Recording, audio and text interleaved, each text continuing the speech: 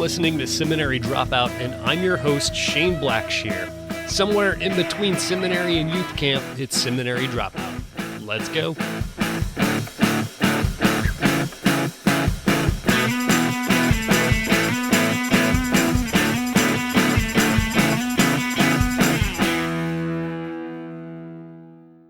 Hey friends, before we get to this fantastic interview with Natasha Robinson, I wanted to talk about our sponsor for this episode, Didox.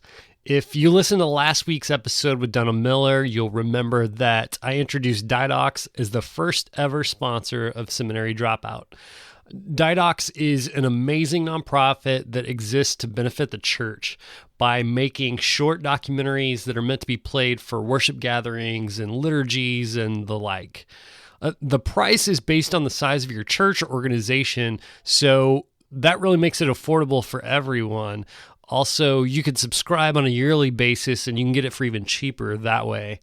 One of the features that I really like about Didox is that you can search the films by a theme. There are 28 themes to choose from. Some of those themes are like belief, calling, community, evangelism, faith, kingdom of God, love, persecution, sacrifice, service, wisdom, work, worship. They're all there, all 28 of them. And if that doesn't cover what you're looking for, you can search any word you want and it'll show you what you're looking for.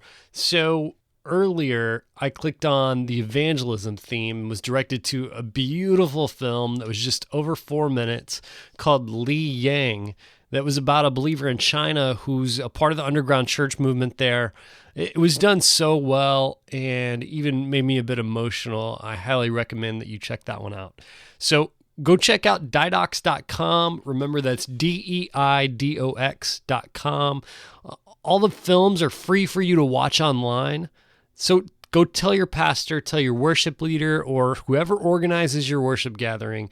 If you want to support Seminary Dropout, then support this sponsor, Didox Films, at didox.com. Remember, I'll have links to it on the show notes for this episode. Okay, now everybody enjoy this amazing interview with Natasha Robinson, who, by the way, will be at the Missio Alliance event, Being Truly Human, May 7th through 9th. Google it, check it out. All right, there you go. Natasha Robinson, thanks so much for joining me on Seminary Dropout. Thanks for having me, Shane. Now, I know that you grew up in church and you had kind of a diverse environment growing up, but other than that, I don't know much about your upbringing. I'm wondering if you could describe that for me. Sure. I'm the oldest of 3 children, and I have a younger brother and sister. I grew up in a small town of Orangeburg, South Carolina, which is about 45 minutes south of the state capital of Columbia. And in normal family environment, I was raised by my mom, and she remarried after my biological father passed away. And my stepfather, or call him my dad, raised me and my siblings. And public school education, we grew up in the church. We went to church every Sunday, ushering and singing in the choir and stuff like that. Yeah, that's pretty much kind of how that went. I was very athletic as a kid. Ran track for several years, most of all of my high school years, and started that in my 6th to 7th grade years. And that was a pretty important part of my life, in addition to church and academics. I read somewhere that you felt like you came to know Christ in a real way, or later in life, I guess I should say. Yes. Yeah, we went to church. It was just, what everybody did. I didn't know anything else. It wasn't, I can't say it was very personal. I can say that I knew God. I didn't have an intimate relationship with him. And when I got accepted to college, I got accepted to several colleges, but I ended up deciding to go to the Naval Academy. And I was going to go to the preparatory school first, which was in Newport, Rhode Island. And I'd been away from home before, but always with my parents. And so there was just this whole, I don't know, I had a really strong concern that I was going so far away from home to Rhode Island. and didn't know really when I was coming back. My parents didn't have a lot of money, so I didn't think that I would be coming back for the holidays necessarily and stuff like that. And then my mom and dad, they just weren't going to be present in the same way that they were. This is the time before everyone had a cell phone, so, we were waiting in the hallway to make phone calls on a payphone. So your conversations weren't always very private. And so I think I just had a very real coming to Jesus moment, if you will, that I was going into a big world. I was going all alone, and I needed Christ to be present with me and to really help me on the way. You blog voraciously. You blog 6 days a week. No, I don't. You don't? Okay. No. Well, you have something that you blog about on each day of the week. Is that fair? That is fair. Okay. That is How many fair. times do you blog per week?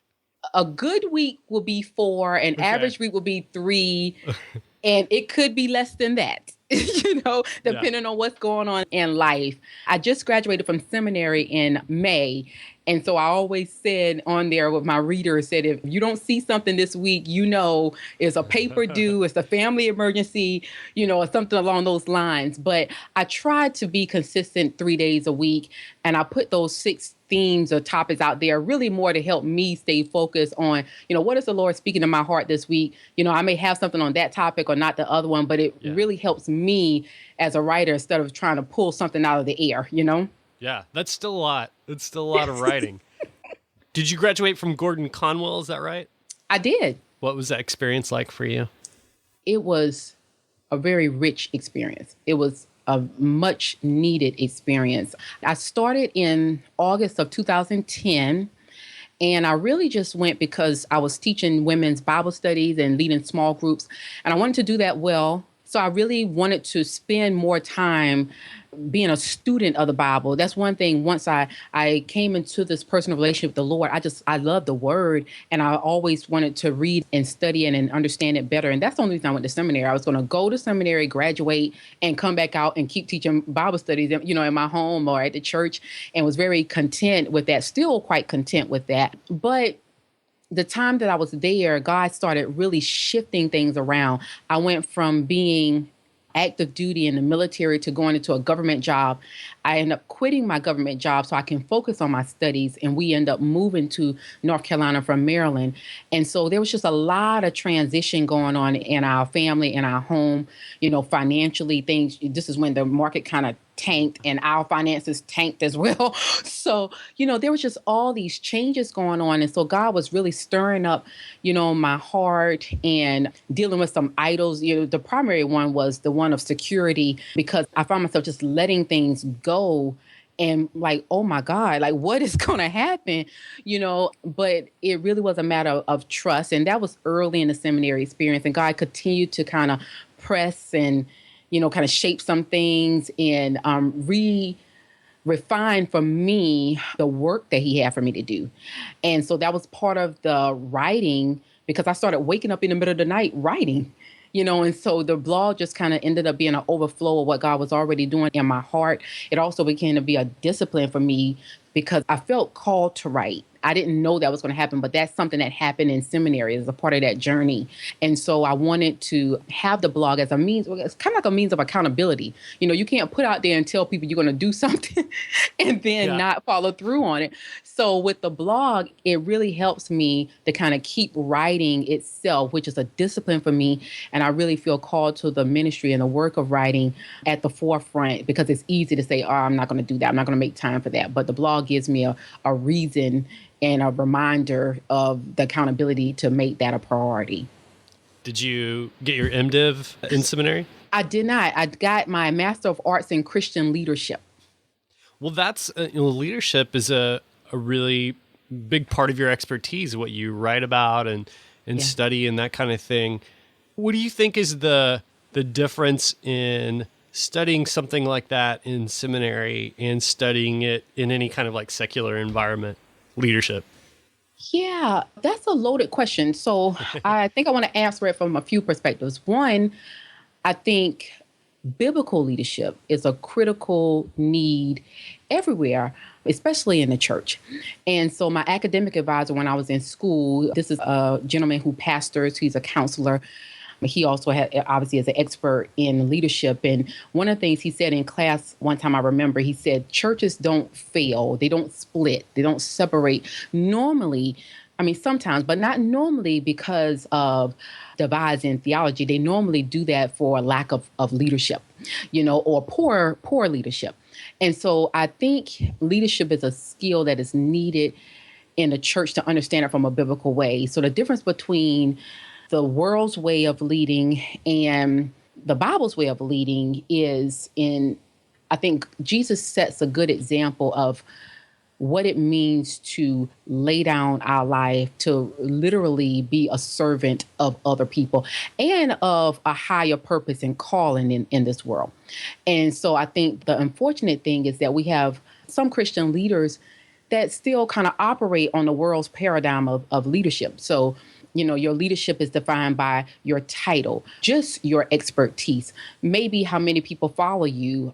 And, some of that is taken into consideration. God clearly set up some of that. There's a priest, and you know who the priest is and what the priest is supposed to do in the Old Testament. So I'm not discounting the importance of that, but that is not the primary heart or focus of the leader. Those are things that God divines and sets up when you have a leader that's submitted to him and obedient to him. And so I'm thinking about the three models of leadership that we focus on at Gordon Conwell is the servant model of leadership, the shepherding model of leadership, and then the redemptive model of leadership, which is a leader who really is intentional about transforming not just individuals, playing the role in that, obviously, along with the work of the Holy Spirit, but also transforming organizations and structures. A lot of us who have been a part of the church for the last 20 years or so kind of saw, whether we knew that this was what it was, we kind of saw this onslaught in the church of adopting leadership models from the business world. Sure. And it really sounds like those models that you're talking about that you studied from Gordon Conwell are not Right. that. You know what I mean? And so, I can remember, churches adopting mission statements that were based on formats and mission statements from the business world that they were getting, and churches were starting to be run like businesses, and many still are today. I think we see a lot of that, especially in the megachurch world. What do you do with that as someone who studies leadership from a Christian perspective? Are there things that we can glean from it, and then do we run the risk of taking our cues too much from the business world? Yeah, I think that's a good question. I think in our Christian conversations, sometimes we're wanting to make situations black or white. You're either in or you're out, even for us or you're against us. And so we have a tendency in that. The downside of that is, there's certain things we need to be clear about. Sin, right, is either right or wrong according to God's standard. But most of these conversations about this issue, they're not, I wouldn't say most, some of them are not sin conversations. And so what I mean by that is we have to be careful, I think, not to throw the baby out with the bathwater. So not everything that's in the business world is secular. There are actually some redemptive things in the biblical world that reflect the image, of God. And whenever you can take something and make more of it. We talk about that sometimes in our theological conversations as flourishing, so it's a good thing when you can take something good and make more of it. And there's some elements of that in the business world, right? That they want to take something and make it bigger and better. That in and of itself is not bad. Now, when that becomes the priority at the expense of people or other things, there's some conversations that need to be had there. But I think what you're asking and what you're saying is important. I think we can kind of look at the business world and say, what can we as Christians learn from that? Now, my conviction and my concern is that when I'm talking about leadership, and particularly when I'm training leaders, it's not to be so consumed with best practices, and business models and the how-to of doing things. Now, what I am concerned about is what is God first doing in my heart, so that her whole idea of vocation and calling, there's nobody else like me and there's nobody else like you. And so God has created me for a specific work to do in this world.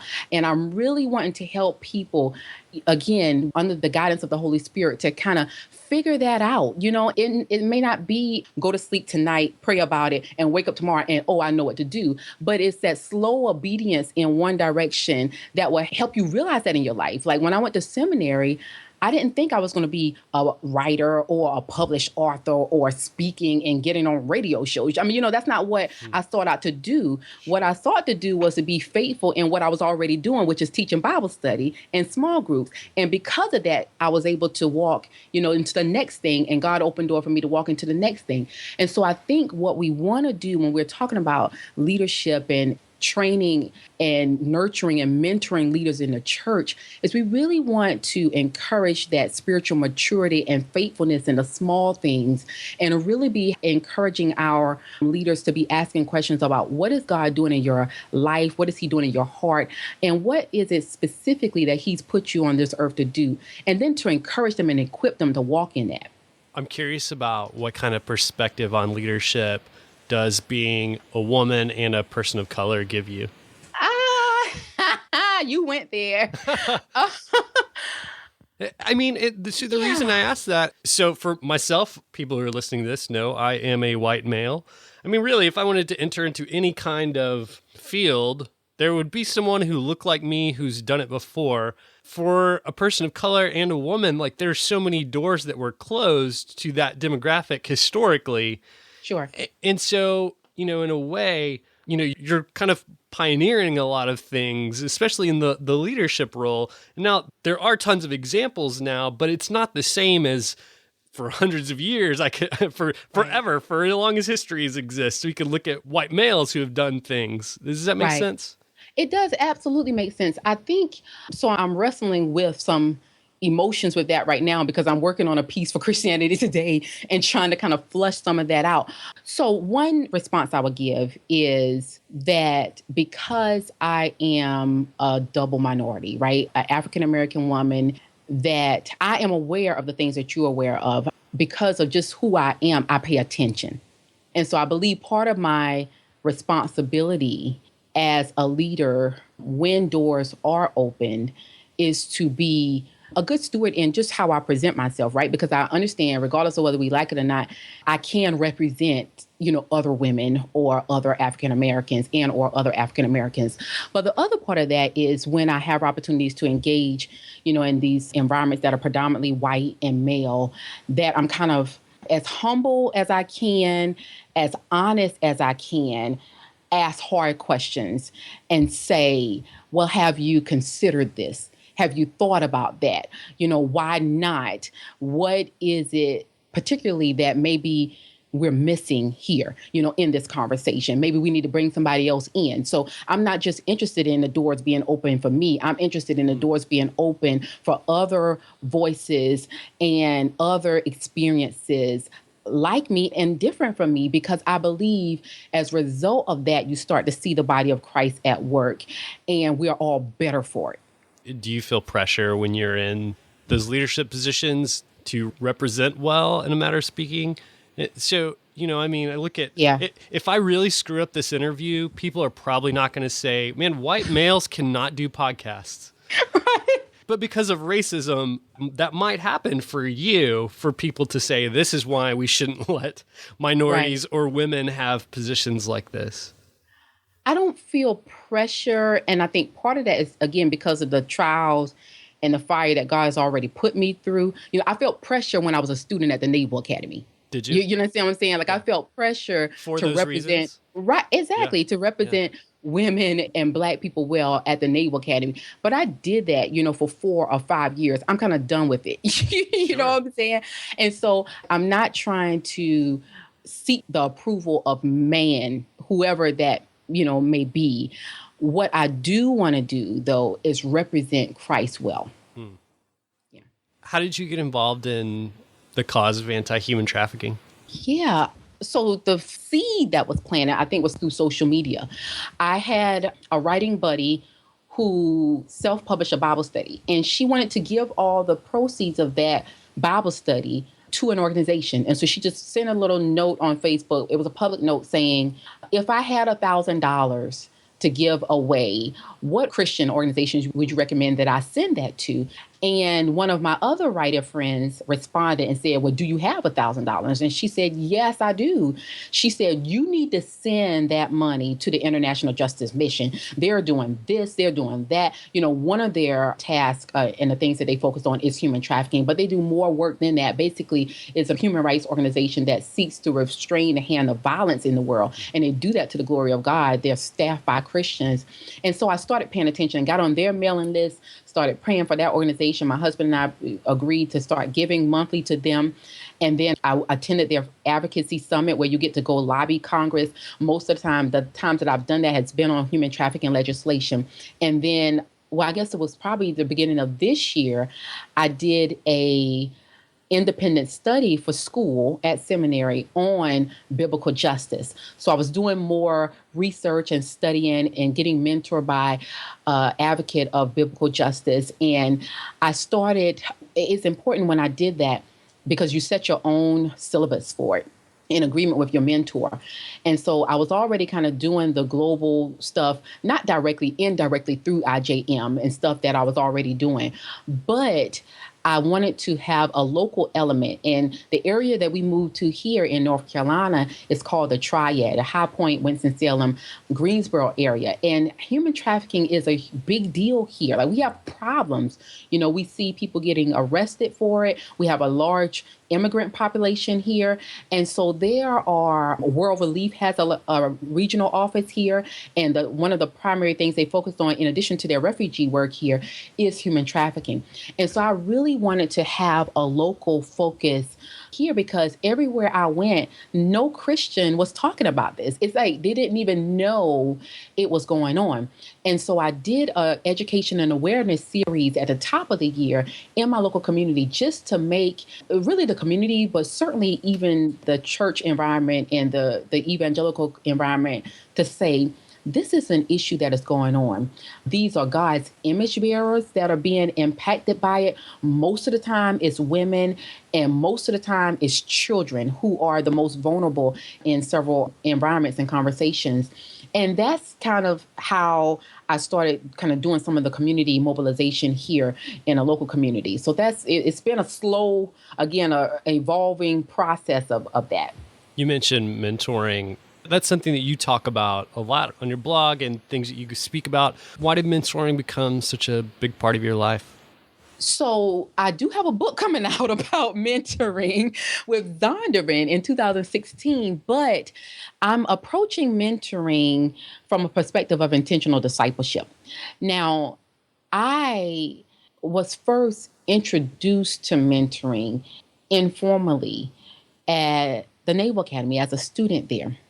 And so the interesting thing there was leadership and mentoring went hand in hand. Like, it was clear that you could not call yourself a leader if you were not training and raising up, the next generation of leaders. That's what military leaders do. That's what officers do. And so it's a part of our training. And, this is a place where you eat, sleep, and live, and work. You do everything in the same building pretty much on the campus. You're not doing a whole bunch outside of campus. And so it was very natural to me that, by the time I was a sophomore, to be not just mentoring peers, but to mentor the freshmen that were below me. I was being mentored by juniors and seniors at the school. It was a natural part of their environment. That's what we did. And so I had that happening in what was my home at the time, the dormitory. And I had that happening in my spiritual life as well, that I was being discipled by a woman. But at the time, I didn't even know what to call that because discipleship was not a word that I was familiar with. Even though I have been raised in the church a lot, people just didn't say that. Yeah, somebody's discipling me. Like, who says that? Nobody said that at the time. So I didn't know what to call that. But I had the spiritual side of that happening. I had the professional side of that happening. And so when I came out of that environment, it was just something I was so grateful that I had that opportunity, that I had people standing in the gaps for me and saying, don't do that, do this. Let me look over that paper for you. This will be the best major for you to pick, given your passions. So I had all those things, and I was just so thankful for it. I felt like all of those mentoring relationships by men and women set me on the right course, even to the point that I chose to go into the Marine Corps outside of, after I graduated, and opposed to going to the Navy, because I had mentors in my life saying, these are the things that you're interested in. This is the ethos of the Marine Corps. You will be a better fit here than in the Navy, And so I had all of that. I was passionate about it. I was thankful and grateful for it. And so when I graduated, I was just pleased to do it. As something I'm passionate about, I'm excited about. I get excited when I see, people blossom, and flourish because of those things. And so that's where it started for me. About the book, is that going to be like a how-to? Is it going to be what you got for us? You can't share any of that. So for those listening, she's shaking her head at me right now. No, it's not going to be a how-to, because again, I think I'm not saying how-tos are not beneficial. What I think is beneficial, though, is to lay a solid foundation first. And so what this book is, it answers the question of why we need mentoring in the church. If you go to any corporate job, if the company is doing well, you will find that there's some type of mentoring element to it. You find that in other organizations as well. And so the first thing I do in the book is kind of answer that question, the first few chapters of why do we need mentoring in the church in the first place? Why is this something that the church has overlooked? I think part of this goes to your previous point that people think mentoring, for whatever reason, Christians may think secular. That's something that they do for professionals. We don't think about, a stay-at-home mom who's young with her first child, she could be mentored by an older, a grandmother, someone else's grandmother. And that would be mentoring. So let's call it that, So I think that's the first thing, laying that foundation of why do we need mentoring in the church in the first place? What does it mean? So defining some terms to mentor from a perspective of intentional discipleship. So I'm not just teaching and training and guiding. I mean, that's part of it. But what I am doing when I say mentoring from a perspective of intentional discipleship is that I am teaching someone how to be a follower of Christ, and I think when we say discipleship, it's a word that we throw around. So we call showing up on Sunday discipleship, and preaching the word as discipleship, and small group as discipleship. So if everything becomes discipleship, then nothing really is, right? And I think there are certain elements of discipleship that are captured in those things, but I try to take a look at holistically, like what does that look like to mentor someone from a perspective of intentional discipleship. So laying that groundwork early. And then what I do is I address some of the principles of mentoring. Again, looking at that theologically. So I make a theological case for it, but looking at what does that look like in a faith community, in a community of Christians and in a community of non-Christians that, again, we want to teach those non-Christians how to follow Christ. And so one of the things I addressed early on is not just trying to evangelize people, to get them to say a prayer and, thumbs up, you're in. No. What we want to do is that we want to encourage them and train them and walk with them so that they follow. That's the Great Commission, that we make disciples, that we baptize them, we teach them to obey everything that God has commanded. And so that's where I outline the 6 principles of mentoring. So that's the first look at what is to come. Is mentoring and discipleship, as you define them, are those synonymous with each other? Yeah, that's how I define it in the book. Obviously, mentoring can be approached in different ways in other environments, but the way I'm presenting it, because I'm presenting it to the church as a gift to the church, is that let's take a look at this. Some of the things that we have kind of put over here as mentoring as a professional thing. Let's bring that in and see all the many ways. And I think we see it even in the text. We just don't call it that we can kind of redeem this term of mentoring and have it be a good tool for us as in the church to also make disciples and followers of Christ. Changing the subject, transitioning a little bit. You've written about race several times on your blog and in other places. But it's only really a small part of the subjects, the things that you write about. And even I was looking at your speaking page, and it's really not one of the things that you offer as things that you speak about, a speaking topic. I'm curious if there is pressure to be a race relations expert because you're someone out there with a platform who's also a person of color. I don't feel that pressure. I don't feel that pressure at all. When I write about race, it's because God has said something, to me. He's done something in my spirit. Sometimes my spirit is vexed, So the last two pieces I wrote about race was at the time when everything was just happening in Ferguson, and so I was waking, I couldn't sleep. So I'm up writing because I can't sleep. And that's where you get racial, if you want to call it a racial piece, that I write about. But I feel, there are certain people that is their primary thing. They're called to that. Like I think about Dr. Brenda Salter McNeil, Dr. John Perkins. There are certain people. I'm reading Divided by Faith right now. Michael Emerson, he's written a fabulous work about halfway through that. So there are certain people that feel called, not just feel called to that. I believe that God has divinely appointed them to make that their primary thing. That is their gift and contribution to the church.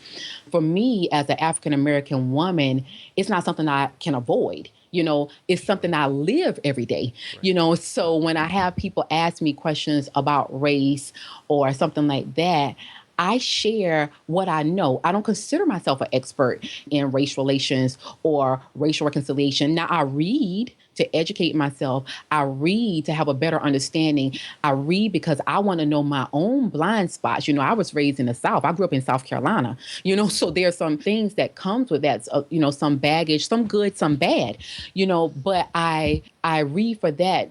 And, there may be a time where, when I'm writing more about that. Right now, I write when I feel like I have something to say, not just to make more noise. Sure.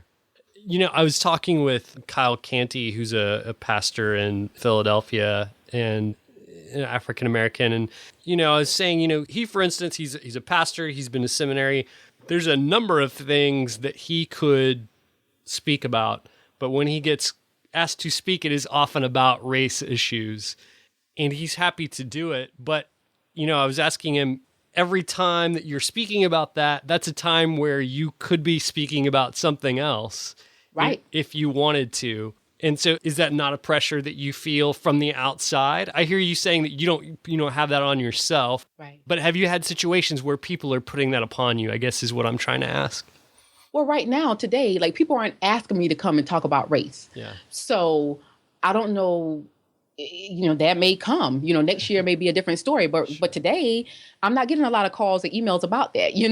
I'm getting emails like the one you sent me said, let's talk about your ministry. Let's talk about what God is doing in your life.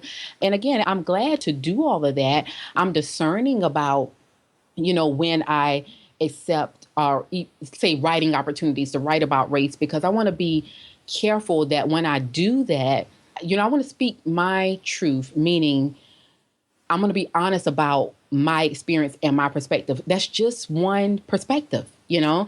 I want to be honest about that, but I'm not trying to do it, again, just to make noise, to cause a ruckus. I do believe that the gospel at its core is a gospel of reconciliation.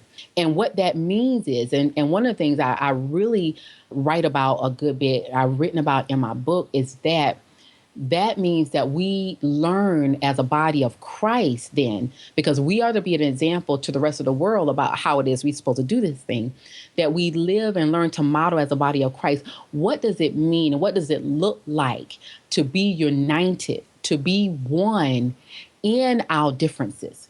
Because in my understanding and my conviction is that is the call of the gospel. And theologically, that is the call. So when we see God present himself as a triune God, he says, I'm Father and I'm Son and I'm Holy Spirit. And the three of these are one, they're one. And yet we know that the Father does what Jesus Christ does not do, that Jesus does things that the Father doesn't do, that the Holy Spirit does things that Jesus doesn't do. Jesus sent him, to do a certain thing. So I think when we can reflect as a body that belongs to Christ, unity in our diversity, in our differences, that is a way that we glorify God, just because of who God is. And when we look at God in his creation of Adam, and he said in his good creation, the only thing that was not good was that Adam was alone. And he makes someone like Adam, but different. He doesn't make another Adam. He makes someone like Adam, but different. And he says that male and female are his image bearers. And he does this right after Adam has named all the animals. So it's almost like God is making it very clear that, in spite of how much you love your dog is not a compatible, human being. It's good to have a pet, but that is not a human being. It's good to love beautiful flowers and the trees, but it's not a human being. Only human beings reflect the image of God, and both male and female do that, but they're different. They are different. And God did that on purpose. And so when we start having this conversation about race, because this is just one of many areas in which we're divided, right? We can talk about generational divides. I can talk about all kind of divides that are among women Christians in the church, right? But this is just one area in which we are divided. So I think it's important when we have a conversation about race, particularly in the church, that we are approaching it from a perspective of God calls us to unity in our differences, not unity in sameness, and that the gospel at its core is a gospel of reconciliation, that we have been united back to God because of Christ, and that Christ, therefore, has reconnected us to proper relationships with other human beings. You mentioned earlier that you didn't go to seminary to have all these doors open, to write for Christianity Today or to be interviewed and those things. But those things came.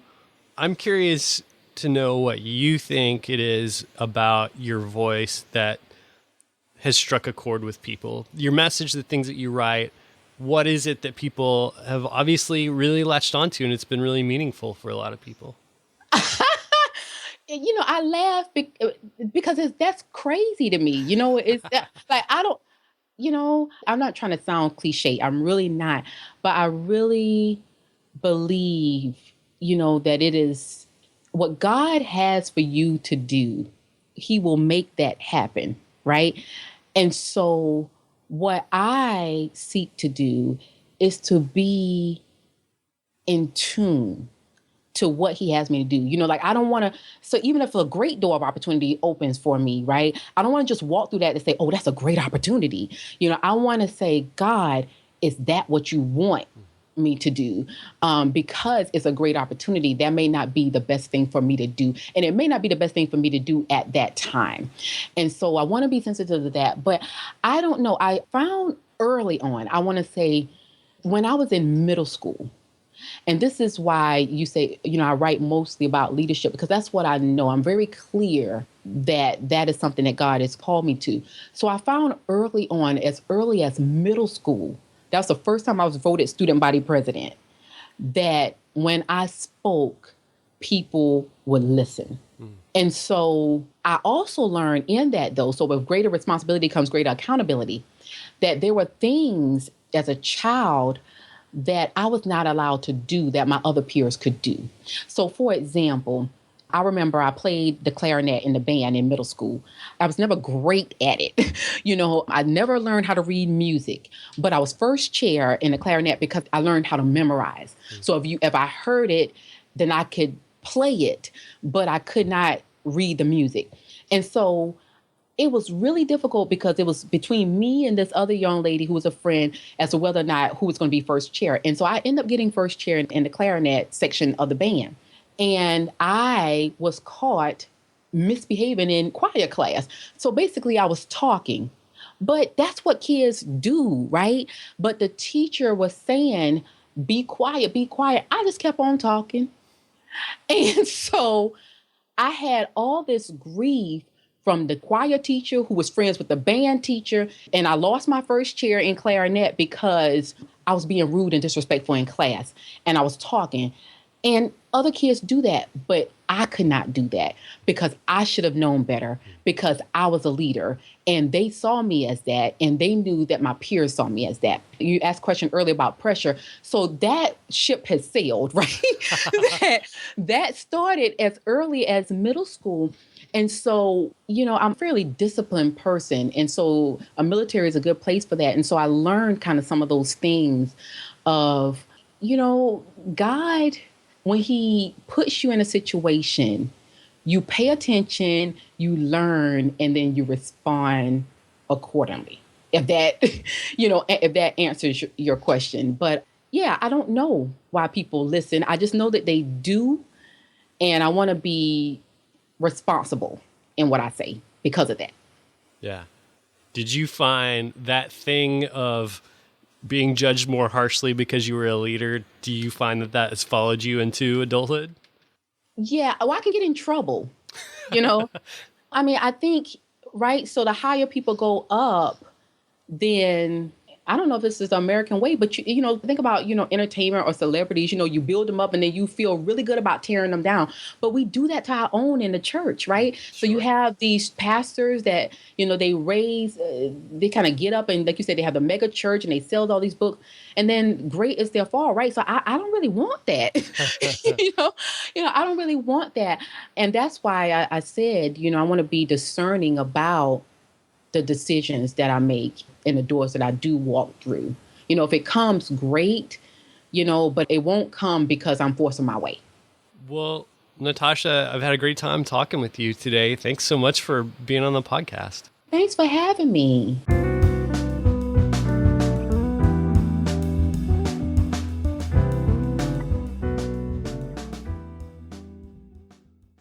Thanks for joining me for another episode of Seminary Dropout. Remember, you can find all the show notes for this show and all shows at shaneblackshear.com.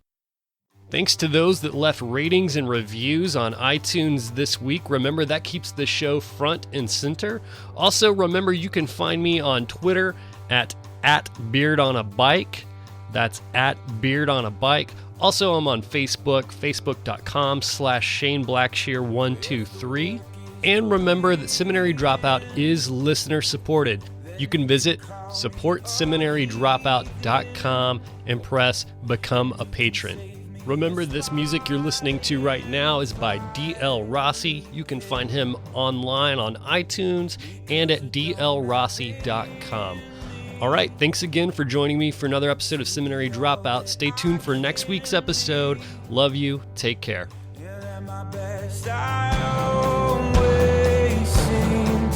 Bring that, but